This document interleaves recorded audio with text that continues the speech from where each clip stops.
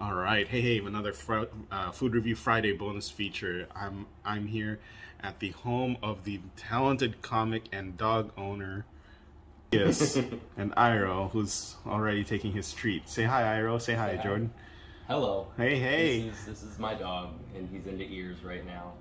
He's a kinky dog. But we're in for a special treat because Mr. Jordan Macias, in addition to being an accomplished stand-up comic and one of the funniest writers and people I know, is also an amazing cook. We have here are some literally homemade tamales, guys. Look at that.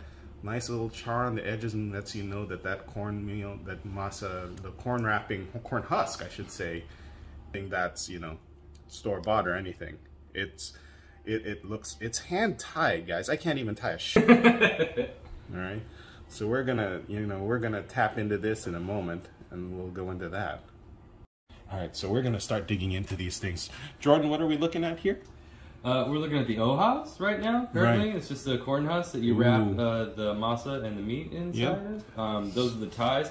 The ties are strictly for the rookies. So what you do is you have like a Mexican sweatshop where you have, you know, the oldest people who are most tenured at the end, and they're doing the masa spreading. And the further down you go, the least important you are, but the more tedious your job gets. Right, so the next in line would be the meat portioners, the next in line would be the folders, and the next in line, which are the kids, are usually the knot tiers. If it's your first time and you're a white person making tamales, you're tying tamales. By the way, when he says kids, he means family members, not child labor. No, we mean child labor. We're Hispanic. That's true. Yeah, it's okay. So speaking of which, let's enjoy the fruits of said labor and dig into this first one. Let's go all the way over here on this side because this one looks nice. The best way to do that would be to hold it on top and grab the fork and kind of pull the tie off. Yeah, that's the way. Tamale disassembly 101. Oh my God, this. I can't even call myself a gringo, but you just gotta sleep. There we go. Let's pull that apart. Oh my God. Yeah, you just pull it over. There you go. Oh yeah, look at that tie. Finally, that took a lot of effort for something so small. Let's rotate that and get to this next one. My God, how do you, no wonder this is a holiday thing when the family's over. Cheap labor. This one I just lazed out and pulled off. We're gonna dig right into that and zoom in here. What do we got? We have this first tamale. Look at that. These are handmade. You can see the grill, not grill, but the plate portions here. We're gonna unwrap this and get some of that goodness. Oh, look at that, nice and shiny. So you could just hold it and let it fall onto the plate. Yeah, just like that. Look at that. If you guys could smell this, like Iroh is just eyeing this like nobody's business, folks. And that's how you know you got a good tamale. By the way, it clings a little bit to the wrap. None of this fake pre-made stuff like you get at Del Taco. No offense, Del Taco, sponsor me. Hashtag, pay me. Hashtag sponsor me. Right. Hashtag thanks for all the savings. Right. The left. This. Let me show you guys this real quick. This is my favorite part. This is the one that's sticking right next to the oha. It absorbs all that extra flavor from the corn husk. This is why you use real corn husk and not plastic, right? Well, I have never heard of a plastic corn husk. So yeah, I couldn't tell you. Look at that piece real hard. And look at that masa. Nice char. We've got the spices in there. What do you put in these? Pepper?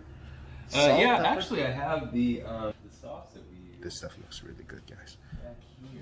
First piece down the hatch while he's hiding and doesn't know. I think it's the California Red mixed with a couple other things. I think we do a little bit of water, a little bit of olive oil. But what we do is you gotta be up the night before, and you have to get all the seeds off and stuff like that. Iroh, baby, I'm gonna have to put you down. Yeah. But what you do is you get all the seeds out and you grind them all up and everything, and you put a little bit of olive oil, a little bit of water, and then that's it. And that's what you use to color the masa. The masa is actually usually white.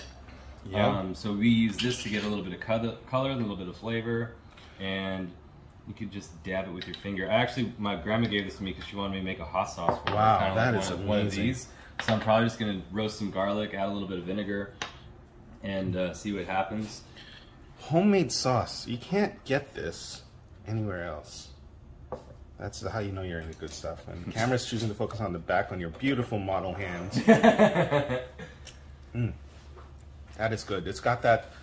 It's Mexican rice flavor. Yeah. I know it sounds weird, but it's a very rich pepper Yeah, like a savory kind of pepper. This is how you know you're into good stuff, folks. It's just homemade. Anytime you hear abuela, grandma, auntie, the older they are, the better it's going to get. Yeah, it's no offense to any, you know, people of our generation and younger, but the old people are hiding their secrets. First of all, like I said, we're always going to go first raw. No sauces, no nothing, so we can get the actual flavor. And Jordan, you got to sell these things. These are heavy. Heavy in a good way. This is not some, like, false packaging. Is that an olive I see? Yes, sir. Black olives. Yeah, black olives. I think we did beef. Look at that. Then you just got the masa around it. Yeah. It's good to go. I'm going to be rude and I'm just going to dig in here, guys. Down the hatch.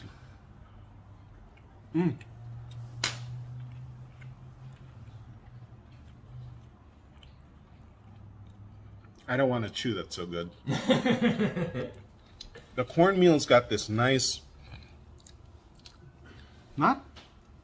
it's well ground, but it's coarse at the same time, you know? And I think you know what I mean. We actually found out it's best to get it from the grocery stores that make it behind the counter. Oh, because God, you can get masa, you know, at plenty of Mexican grocery stores when they have it on the shelves. But this particular one we went to, we had to ask for it specifically over the counter because they have the machine that makes it. And that was what we were looking for. It's not very coarse, but it still has a nice viscosity to it. It's good though? It's great. Hell yeah. I'm glad because I was kind of concerned that I let him sit for too long. I was going to review a restaurant somewhere around here. The nice thing about letting them set, like Jordan said, is that the juices, the sauce that you made, it all marinates together and you just get a taste to it. I mean, I'm gonna cut this open so folks can see what's inside here. Yeah. That's typically how we eat them. You just break the hell out of it. There you go. Yeah. Look at that. And homemade beef. Love it. Now I'm gonna do something stupid because this guy with 0 Latino blood is gonna go straight for the homemade salsa. I'm asking for it, I know.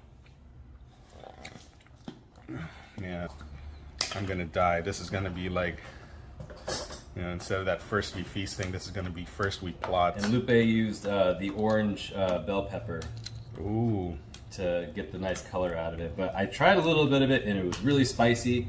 It's been here for a couple of days, so it might have lost it, but you could definitely smell it already. It smells nice. And this is how you do it when you're in the lab. You just waft it to your nose and Jesus Christ, my eyes. And that is a good sign because we are gonna put this right on the tamale. We're gonna put a little bit of it because I'm crazy, but not that crazy. I'm a stand-up comic, not an improv comedian. And we're gonna dig right in there. Jeez, look at that. Little bit right there. Little dab will do you until you know what you're doing. Don't be a hero. I learned my lesson from Mariscos. Oh yeah. Oh yeah. That was fun. Habanero. The habanero. I developed my taste for habanero. I'm a little better now, Jordan. The flavor for habanero is amazing. I can't disagree with that. But the heat is. It is. Now, with that in mind, down the hatch.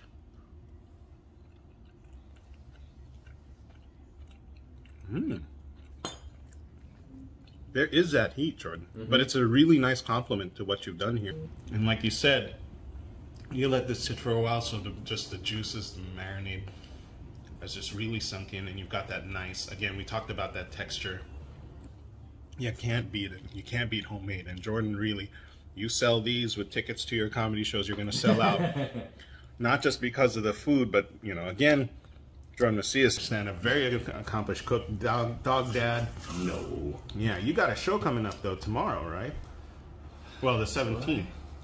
Yeah, tomorrow. It's we're doing it out of a screen printing warehouse with Brian TV, courtesy of the Magic Meow guys, who are just doing fantastic stuff left and right. And that's the Gauntlet Comedy. 2457 Hunter Street, Los Angeles, California. You don't have to pay for time up. You don't have to pay for parking. It's going to be fun. It's going to be great. If you don't get booked and you're a loser like me, stop by and we'll have a good time on Friday. Yeah. The Gauntlet Comedy. Gauntlet and what's Comedy. the website on there? I think it's just Gauntlet Comedy, or you could do binge on this channel, courtesy of Brian TV, Magic Meows, any of those. You could even just look on my page at Jordan Macias on Instagram. Awesome. And I think I've posted that a couple of times. I'll post it again today just to make sure that everyone's, you know, caught up and stuff. And it's fun, man. It's the guys over at Magic Meows, his name's Griffin. Absolute, just, he's too nice. He's kind of like you. Like you hate, like I hate you a little bit because you're so nice. Like I almost don't trust you, but like you need to stop doing so many nice things, kind of thing. Through there, we have refreshments, we have like drinks, soft drinks. You can bring your own beer. We have bathrooms. It's a good spot. You guys should really come down if you're not getting booked. It's a great time, and yeah, it's just a lot of fun. Oh, and man. Iroh may make an appearance. Oh, there's your incentive. Now these tamales, on the other hand, won't be there. They're all mine at this point. All right, this has been a Food Review Friday bonus. I'm John Liu. Thank you guys very much, and we'll see y'all next time. Cheers.